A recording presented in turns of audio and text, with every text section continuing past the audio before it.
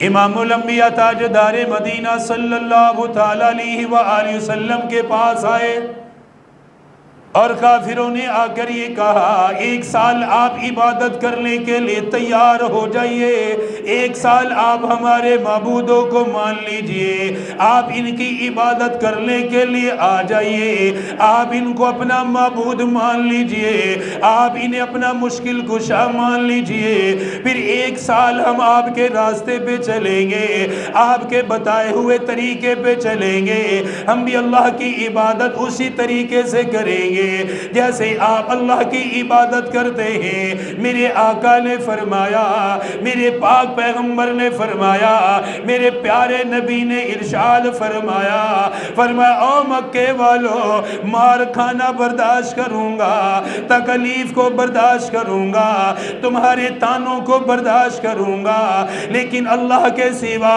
میں کسی کی عبادت کرنے کے لیے تیار نہیں، اللہ کے سوا میں کسی کو معبود ماننے کے لیے تیار نہیں۔ فرمایا ہر نبی کی دعوت یہ ہے، ہر رسول کی دعوت یہ ہے، انبیاء کو دنیا میں بھیجا اسی لیے گیا، رسولوں کو دنیا میں اسی لیے بھیجا گیا، اپنی امت کو یہی سمجھایا کرتے لا الہ الا اللہ، اللہ کے سوا کوئی معبود نہیں۔ فرمایا میں تمہارے اس مطالبے کو ماننے کے لیے تیار نہیں، میں تمہاری بتوں کی عبادت نہیں کروں گا۔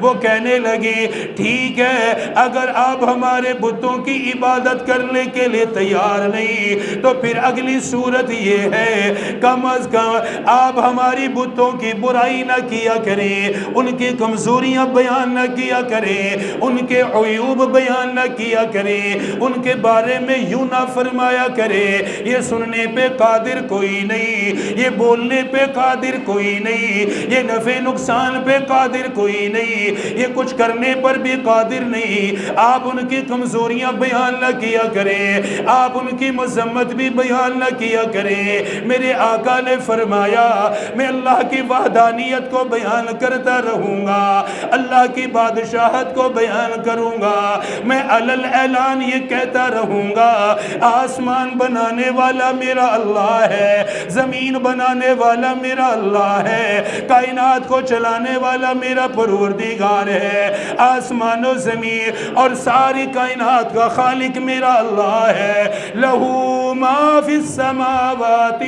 وما فی الارض من ذا الذی یشفع عنده الا باذنہ یعلم ما بین ایدیہم وما خلفہم ولا یحیطون بشیء من علمہ إلا بما شاء وسع كرسيه السماوات والأرض ولا يؤوده حفظهما وهو العلي العظيم۔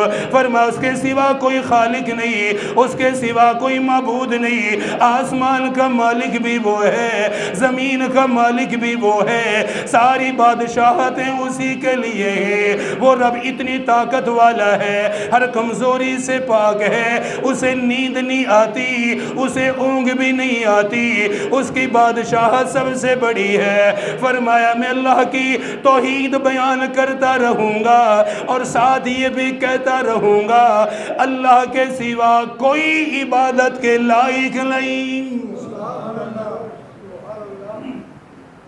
تم یہ کہتے ہو کہ میں اللہ کی بڑائی بیان کرنا چھوڑ دوں، یہ نہیں ہو سکتا۔ یہ کیسے ہو سکتا ہے میں اپنے رب کو چھوڑ دوں، اپنے رب کی کبریائی کو بیان نہ کروں؟ ایسا نہیں ہو سکتا۔ میں بیان کروں گا اور ساتھ یہ بھی کہوں گا کہ میرے رب کے علاوہ جس کی عبادت کی جاتی ہے وہ عبادت کا مستحق نہیں ہے۔ تم سے جو ہو سکتا ہے تم کرو، جو تم کرنا چاہتے ہو کرتے رہو۔ میرے آقا نے ان کے مطالبات کو قبول نہیں فرمایا، کیونکہ دنیا میں آنے کا مقصد ہی یہ ہے، دنیا میں اللہ نے بھیجا اسی لیے تھا لوگوں کو اللہ کا پیغام سنائے، لوگوں کو اللہ کے قریب کرے، عقیدے کی اصلاح فرمائے، پروردگار عالم کی بڑائی کو بیان فرمائے۔ اس لیے ان کے مطالبات کو بھی نہیں مانا۔ انہی حالات کے اندر اللہ پاک نے قرآن کریم کا نزول فرمایا۔ فرما دیا، قرآن کی آیات کا نزول فرمایا، سورۃ الکافرون میرے محبوب پہ نازل ہو گئی۔ سورت کا نام بھی سورۃ الکافرون رکھا گیا، ان کافروں کے بارے میں ذکر کیا گیا، ان کافروں کے مطالبات کے بارے میں بتایا گیا۔ میرے آقا تشریف فرما ہے، اللہ پاک نے اپنے قرآن کو نازل فرمایا، قرآن کی سورۃ الکافرون نازل ہو گئی۔ اللہ پاک نے فرمایا میرے محبوب ان کافروں کو میرے قرآن کی تلاوت بھی سنا دیجئے، ان کافروں کو بتائیے کہ میرا رب قرآن میں کیا فرما رہا ہے، تمہارے ان مطالبات کے بدلے میں میرے اللہ کا کیا اعلان ہے، میرے پروردگار عالم کے میں نے کیا فرمایا ہے۔ سورۃ الکافرون نازل ہو گئی، اب میرے آقا نے تلاوت فرمائی، میرے محبوب نے تلاوت فرمائی، پیارے مدنی نے تلاوت فرمائی، فرمایا کافرو اللہ نے بھی تمہارا جواب دے دیا ہے، تمہاری باتوں کا جواب دیا ہے۔ جواب کیا آیا؟ میرے آقا نے فرمایا، اللہ قرآن میں فرما رہا ہے قُلْ يَا أَيُّهَا الْكَافِرُونَ لَا أَعْبُدُ مَا تَعْبُدُونَ وَلَا أَنْتُمْ عَابِدُونَ مَا أَعْبُدُ وَلَا أَنَا عَابِدٌ مَا عَبَدتُّمْ وَلَا أَنْتُمْ عَابِدُونَ مَا أَعْبُدُ لَكُمْ دِينُكُمْ وَلِيَّ دین۔ سورۃ الکافرون کی تلاوت سنائی، پہلی آیت میں اللہ نے فرمایا قل، میرے نبی آپ خود اعلان فرمائیے۔ قرآن کا انداز کتنا حسین خوبصورت ترین۔ اللہ تعالیٰ یوں بھی فرما سکتا تھا یا ایھا الکافرون، اے کافرو، خود بھی براہ راست کہہ سکتا ہے کافرو، یہ نہیں ہو سکتا، لیکن رب نے کلام کیسا پہلے اپنے نبی کو خطاب کیا، قل، اے میرے نبی آپ کہیں، آپ فرمائے، اپنی نبوت والی زبان سے آپ کہیے، آپ فرما دیجئے، اپنے رب کا فرمان آپ پڑھ کر سنائیے۔ لفظ کل قرآن میں جہاں بھی آتا ہے، اس لیے ہم چاروں کل کہتے ہیں نا، چاروں کل پڑھا کرو، ان کو کل اسی لیے کہا جاتا ہے کہ ان کا پہلا لفظ کیا؟ کل۔ قل یا ایھا الکافرون، اگلی صورت کیا ہے؟ قل ھو اللہ احد، پھر قل اعوذ برب الفلق، قل اعوذ برب الناس، چاروں صورتوں کی ابتدا قل سے، اسی لوگوں کو کہتے ہیں چاروں قل، کیونکہ ابتدا قل سے، اور اس قل سے مراد رسول اللہ کی ذات مبارک ہے۔ اللہ تعالیٰ اپنے نبی سے فرما رہا قل، میرے محبوب آپ فرمائیے، کیوں؟ کیونکہ بھیجا آپ کو اسی لیے ہے، کیوں آپ نے ہی ان کو سمجھانا ہے، آپ نے ہی بتانا ہے، آپ نے ہی اللہ کی توحید بیان کرنی ہے، اس لیے اللہ تعالیٰ نے اپنے محبوب کو خطاب کر کے فرمایا قل، آپ فرمائیں، کیا فرمائیں؟ یا ایھا الکافرون، اے کافرو، علی اعلان کہا، فرمایا آپ ضرور کہہ دیجئے اے کافرو سنو۔ اللہ اپنے کلام میں اپنے محبوب سے خطاب کر کے کافروں کو پیغام دے رہا ہے، ان کو کہے آپ اے کافرو، قل یا ایھا الکافرون۔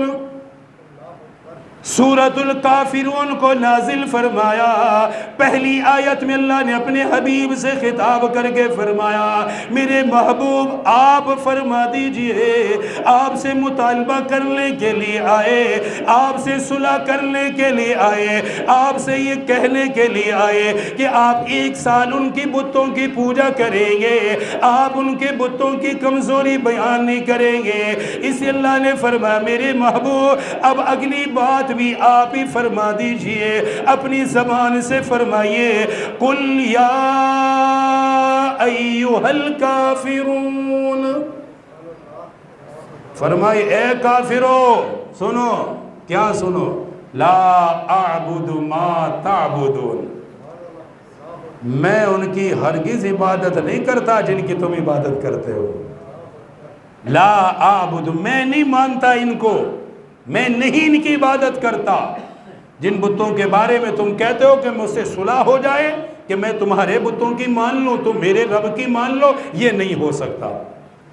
لا اعبد ما تعبدون، جن کی تم عبادت کرتے ہو میں ان کی عبادت نہیں کرتا، ہرگز میں ان کی عبادت نہیں کرتا۔ کیسے خوبصورت انداز میں فرمایا لا اعبد ما تعبدون، اعلان یوں فرما دیجئے میں ان کی عبادت نہیں کرتا جن کی تم کرتے ہو، ولا انتم عابدون ما اعبد، اور جس کی میں عبادت کرتا ہوں اس کی تم نہیں کرتے۔ دونوں چیزیں بیان فرمائی، دونوں چیزوں کا ذکر فرمایا۔ آپ ان کو کہہ دیجئے میں تمہارے بتوں کی عبادت نہیں کرتا، میں ان کو اپنا خالق نہیں مانتا، میں ان کو اپنا مالک نہیں مانتا، میرا خالق تو اللہ ہے، میرا معبود تو اللہ ہے، میں تمہارے بتوں کو نہیں مانتا۔ اسی طرح تمہارے اندر بھی یہ ڈھیٹ پنا آ گیا، اس لیے تم بھی یہ کہتے ہو کہ ہم اللہ کو نہیں مانتے۔ فرما نہیں مانتے تو نہ مانو، لیکن میں تمہاری ماننے کے لیے تیار نہیں، میں اپنے رب کو چھوڑنے کے لیے تیار نہیں۔ قرآن کریم اللہ پاک نے فرما دیا لا اعبد ما تعبدون ولا انتم عابدون ما اعبد، جس رب کی میں عبادت کرتا ہوں اس کی تم عبادت نہیں کرتے، اسے تم اپنا خالق نہیں مانتے، تم اسے اپنا معبود نہیں مانتے۔ اگر نہیں مانتے اللہ کو کوئی فرق نہیں پڑتا، اللہ کی ذات میں کوئی فرق نہیں آتا، وہ کسی کا محتاج نہیں، وہ کسی کے ماننے کا محتاج نہیں۔